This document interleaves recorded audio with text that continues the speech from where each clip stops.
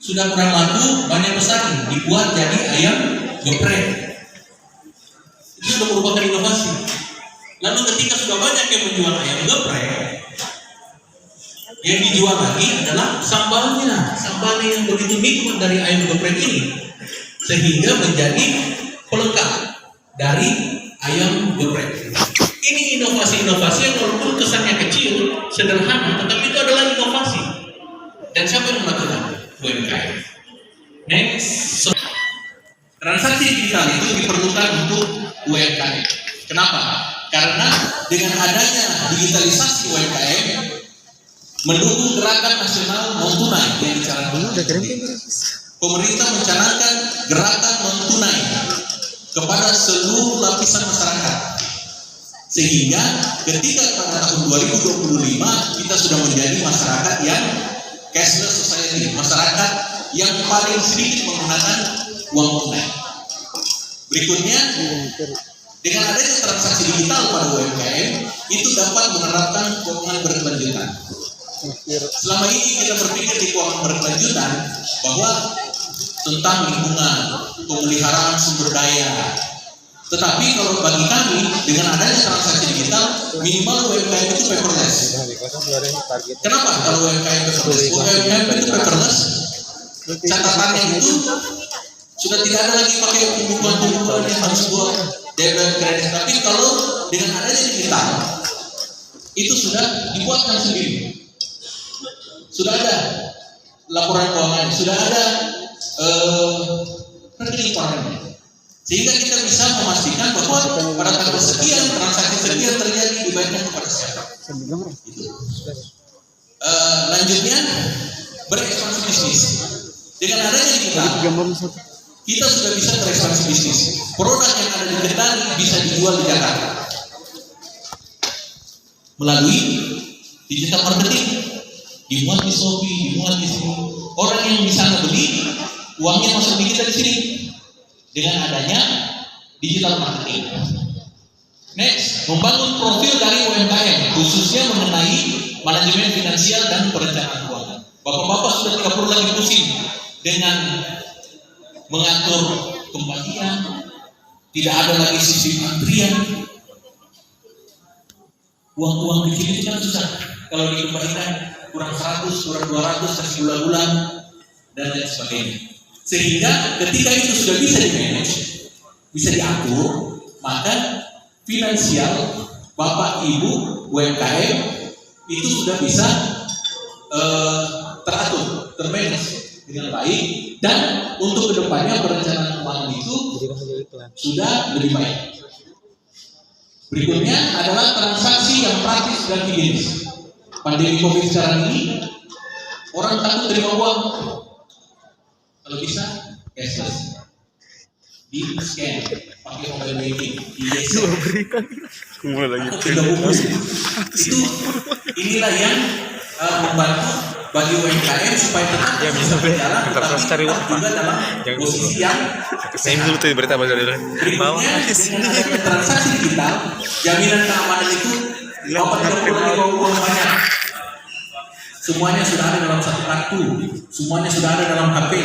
Kalaupun HP-nya diambil, itu masih harus dibobol PIN-nya. Bahkan ada seperti sekarang transaksi digital seperti mobile banking itu ada yang namanya biometrik. Biometrik itu pengenalan muka, sidik jari. Jadi tidak mudah ketika seperti dompet kita ada isi uang 10 juta jatuh diambil sudah terbang. Tapi kalau masuk di tren terkini, tren sekarang adalah cashless. Tren sekarang adalah digital. Mau tidak mau, kita pasti harus menuju ke sana. Mau tidak mau. Jadi dengan adanya tren terkini ini, ya mungkin kalau saya minta maaf, yang generasi muda terbiasa. Tetapi bagi kita, generasi milenial terbiasa. Kita, generasi kolonial, itu tidak terbiasa. Kita masih tetap harus belajar, tetapi bukan berarti kita tidak belajar. Kita tidak mampu. Contohnya, di tangan Bapak Ibu sekarang pasti sudah pakai Android semua ya. Kita sudah belajar. Kita juga ngomong ketinggalan sama yang anak muda. Ya kan? Pelaku UMKM harus mengikuti tren terkini supaya kita tidak ketinggalan. Next slide please. Kartu debit. Perlu saya sampaikan bahwa delivery channel, saluran penghantaran, saluran pembayaran yang dimiliki oleh Bank Sultra itu memang selama beberapa tahun terakhir ini masih berada di counter teller. Biasanya kita datang di kantor-kantor itu, saya ingatkannya, kantor-kantor Bank Sultra itu ada 74.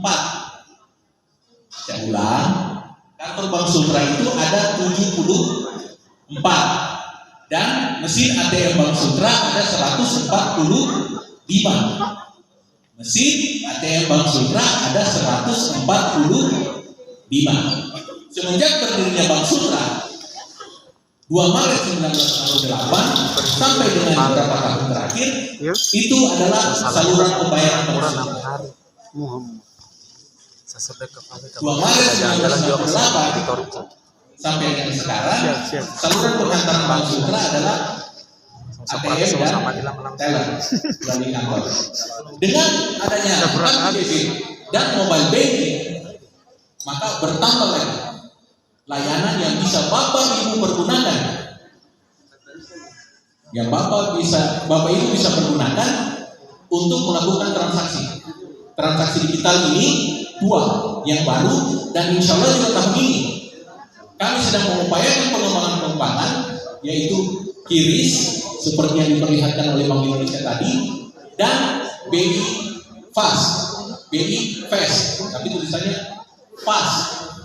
Saya ulangi, QRIS dan BI Fast. Bocoran, minta maaf Bapak Ibu, saya sering ulang supaya ingat.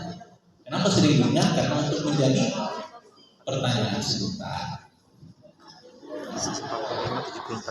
Jadi yang perlu diingat, 2 Maret 1968, 74 kantor, 145 ATM, 60 debit card, mobile banking, lalu QRIS dan BI Fast. Kita masuk ke kartu debit. Kartu debit ini adalah sebuah layanan dari Bank Sultra yang tujuannya memberikan nilai tambah dan banyak manfaat kepada nasabah, tapi penggunaannya untuk pembelanjaan non tunai harus melalui mesin edisi, mesin elektronik data capture atau mesin gesek, biasa dikenal dengan nama mesin gesek. Next please. Keunggulan menggunakan kartu debit, pertama, transaksi fiturnya itu mudah digunakan, bisa gesek, mudah digunakan, bisa pergi ke seluruh merchant di BRI, di Mandiri, Agen Mandiri, Agen 46, di Alfamart, di Indomaret. Bahkan itu yang percaya offline, yang online itu bisa masuk bayar sektor karena untuk kegiatan terus Bang Anto harus ada Bank Sultra transaksi yang terlalu besar mungkin bisa Bank Sultra yang terus membangun daerah Sulawesi Tenggara. Ketika kita ingin melakukan yang lebih dari itu, gimana kita masuk ke saluran pembayaran BPD yang lain, SPI dalam beda gimana lari kantongnya bos. STGS. Tapi nanti juga insya Allah di akhir ada BI Fast. Promosi. Kalau kita menggunakan kartu debit banyak promosi yang kita dapatkan. Itu silakan dinikmati. Terakhir keamanan itu bank ini ketika ingin mendapatkan izin dari produk itu harus memenuhi aspek keamanan. Antara lain sekuritas. Ada sekuritas. Dan ini sudah diverifikasi oleh regulator. Dalam masalah keamanan ini juga kita memperhatikan namanya perlindungan konsumen. Jadi hak-hak Bapak Ibu seperti yang disampaikan Pak Imam tadi itu bagi kami bank konvensional, kami bukan yang ilegal, kami konvensional legal. Pilih terbalik. Dan sudah terbalik. Kami Bank Konvensional Legal, setiap tindakan kami ketika melayani Bapak Ibu itu dipantau oleh regulator. Kalau salah, kami berhenti. Jadi aspek keamanannya itu pasti terjamin. Tetapi kalau memang Bapak Ibu mengalami kendala, harap masukan kepada kami melalui channel aplikasi pengaduan nasabah. Silakan mengadukan kami. Kami akan proses sesuai ketentuan dan pelaksanaannya itu diatur juga oleh regulator, tetapi kami selalu mengusahakan yang terbaik dan tercepat. Next, kartu debit. Apakah Bapak Ibu lihat? Tetapi kartu debit itu memiliki tiga tingkatan lah yang gampangnya, yaitu silver, gold, dan platinum. Bapak Ibu yang sudah memiliki kartu ATM saat ini, Bapak Ibu yang sudah memiliki kartu ATM Bank Sultra siapa? Sudah punya ya Pak ya? Sejak tahun berapa Pak?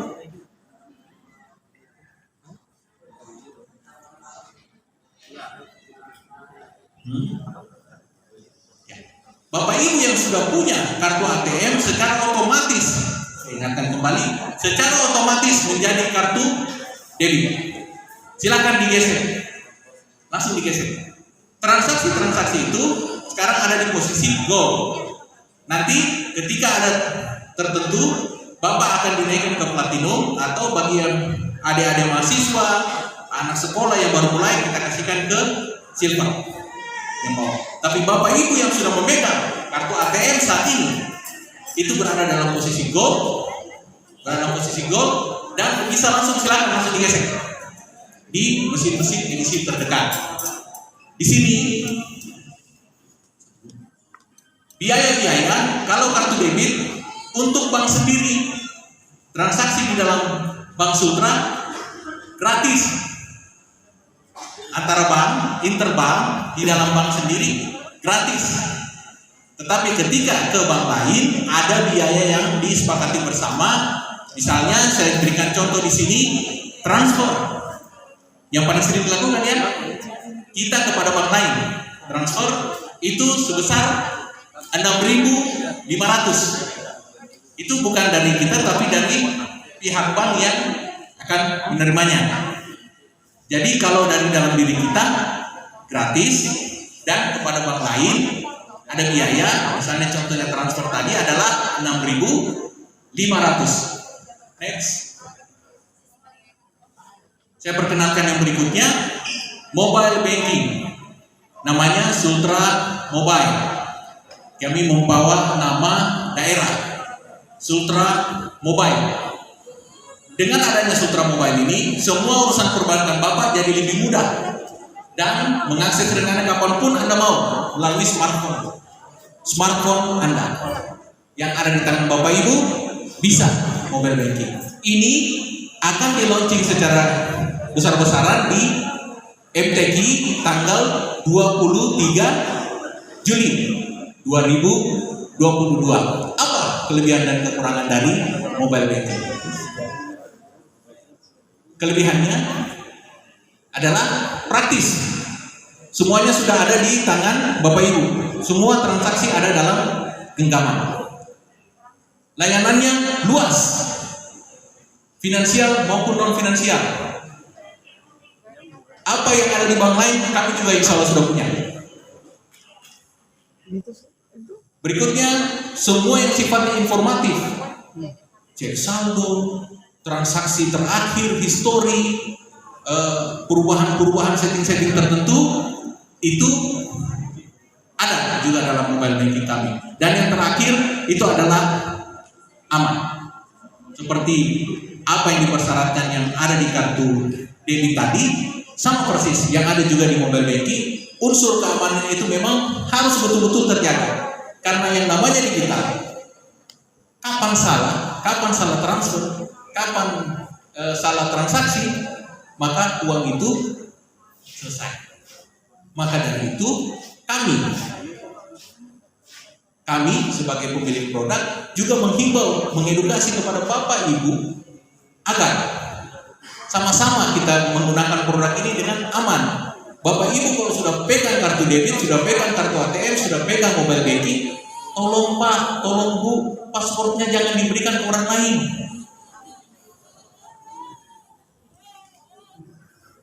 Kalau kita mau bertransaksi, mau minta tolong, cari orang yang kita percaya.